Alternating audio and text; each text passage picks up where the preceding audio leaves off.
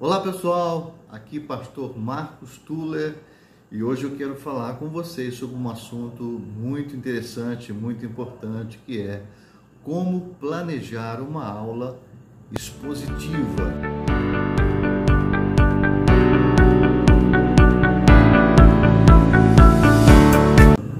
O ideal é que você trabalhe sempre alternando a técnica da exposição oral com outras técnicas mais dinâmicas, participativas, colaborativas, como por exemplo dividir a turma em pequenos grupos, trabalhar com painéis, simpósios, seminários, trabalhar com dinâmicas de grupo, trabalhar com projetos pedagógicos. Sim, é possível se trabalhar com projetos pedagógicos no âmbito da escola dominical, ok?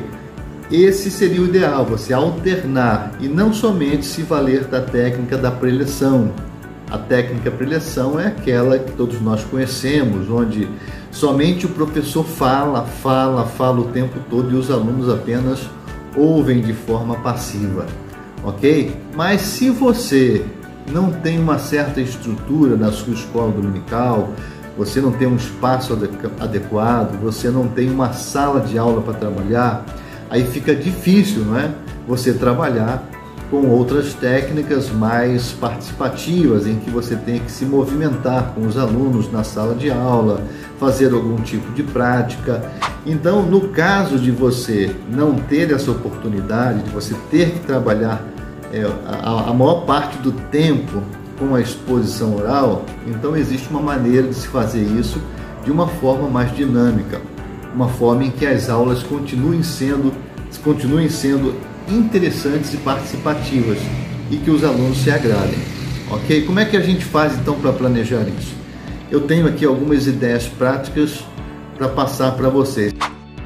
Em primeiro lugar, é limitar o período de tempo da aula. Não é? Se você tem que dar uma aula expositiva o tempo todo, tem de ser num determinado tempo. Você precisa limitar. Por exemplo, adultos, 50 minutos. Se você passar de 50 minutos de aula sem ter um descanso, o que vai acontecer? O aluno adulto ele vai perder a atenção. Ele vai ficar desconcentrado a partir dos 50 minutos de aula. Tá? Então, para que ele mantenha o foco, mantenha a atenção, você tem que limitar o período de aula até 50 minutos, ok? Se você der um descanso aí de 10 minutos, 15 minutos, você pode retornar e assim ele estará atento novamente, ok? Se o teu aluno for um adolescente, 30 minutos. Se for do jardim de infância, 20, 25 minutos. Se for do maternal, bem pequenininho, aí é 5, 10 minutinhos no máximo de aula, e é claro que você vai ter que complementar essa aula com outros trabalhos pedagógicos dentro do espaço, ok? Aí tem o cantinho da Bíblia, tem o cantinho do lanche, tem o cantinho da música, tem o cantinho de leitura, são vários cantos pedagógicos que você vai trabalhar com esses aluninhos na prática, ok? Sempre prestando atenção no tema central, se encaminhando para o tema central, ok? Então, limitar o período de tempo da aula de acordo com a faixa etária, certo? A segunda ideia que eu passo aqui para vocês, que são ideias práticas, é planejar o que vai dizer, ou seja, simplesmente fazer um plano de aula, elaborar um esboço, mesmo que seja um esboço bem simples, que possua pelo menos princípio, meio e fim, uma introdução, um desenvolvimento e uma conclusão. Dividir o conteúdo, dividir o assunto em pontos, subpontos, pontos dos subpontos, ou seja, esboçar para que a aula se desenvolva dentro de um certo encadeamento lógico, ok? Isso é de extrema importância para você não divagar, né, em coisas que não são interessantes. Então é necessário que você faça um esboço, um plano de aula. Mas não é aquele esboço da revista que vem pronto da editora, não.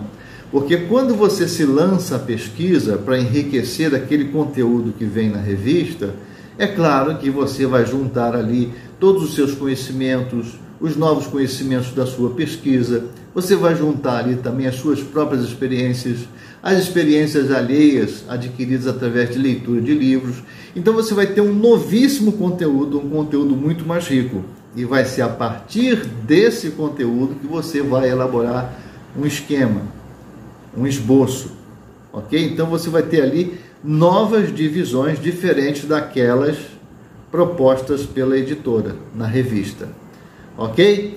Então, olha, primeiro, limitar o período de tempo da aula, correto? Segundo, planejar o que vai dizer, ou seja, fazer um esboço.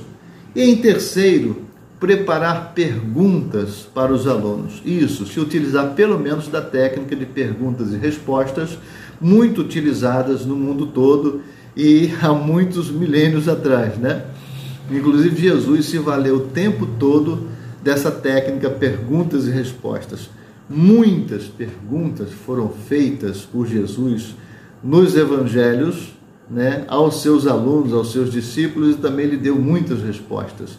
E interessante que Jesus fazia as perguntas às vezes já sabendo das possíveis respostas, porque realmente ele se valia dessa técnica, perguntas e respostas, ok? Então faça muitas perguntas e trabalhe em cima das respostas dos seus alunos e essa aula será bastante dinâmica, ok? Nós temos várias outras ideias sobre como planejar uma aula expositiva em que ela seja realmente interessante